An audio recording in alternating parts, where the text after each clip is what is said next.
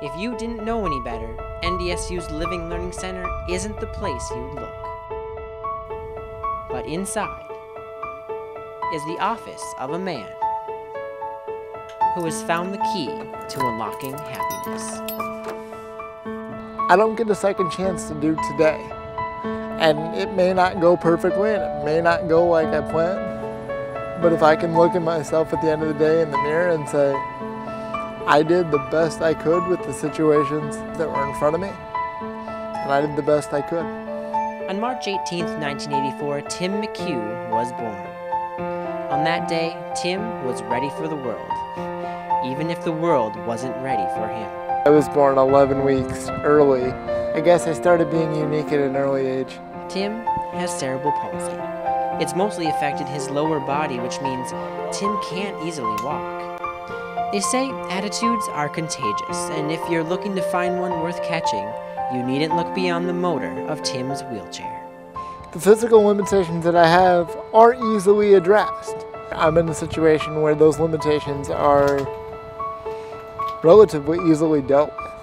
And it's exactly this positivity that caught the attention of NDSU staff when they were searching for a hall director in the summer of 2010. My first interaction really with Tim was at the Oshkosh Placement Exchange, and that's a place where we go to interview 60 to 70 people each year. I haven't had anybody ever have so much feedback where people cited that they love Tim McCue. My phone rang, and my first thought was, where the heck is the 701 area code?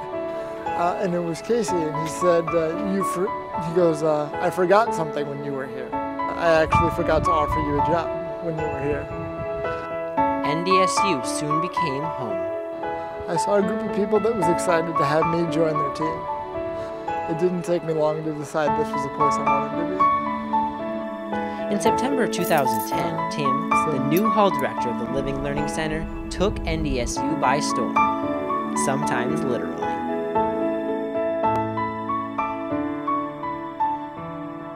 When we return, Tim breaks out of the wheelchair and the real competition begins. More on the life of Tim McCue when we return.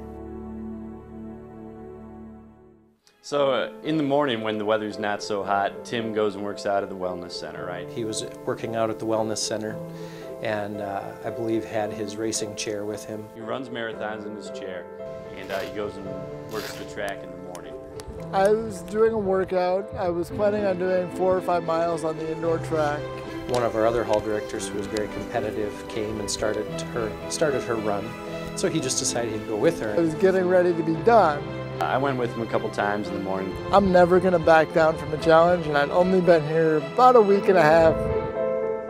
And finally, at some point, she asked him, well, how long are you going? How far are you going? And after a while, I say, so how long do you want to go? Like, what distance were you thinking? I didn't want to be the first one to quit.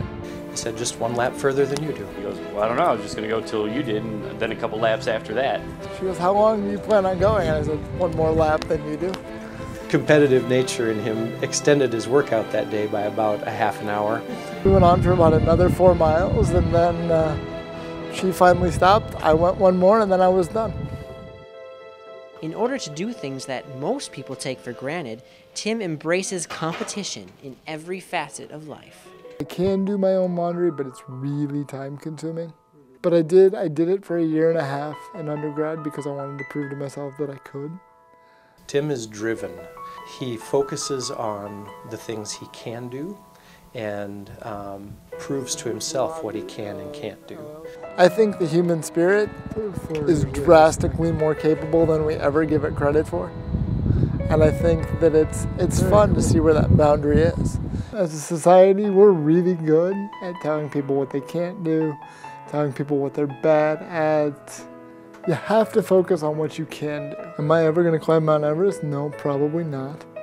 But I did survive a Fargo winter, so that's got to count for something. The smile Tim wears each day and his unique outlook on life pour over into the relationships he forges with his residents and everyone he meets. Hey, what's up? I frequent his office often and just go down there and talk to him. And if I'm having a bad day, he's just like, oh, look up, don't get down, like better things will come, like And so he's just one of the most optimistic people I know. He's so caring and so relationship focused, and brings our team together in a lot of ways. Life is fun.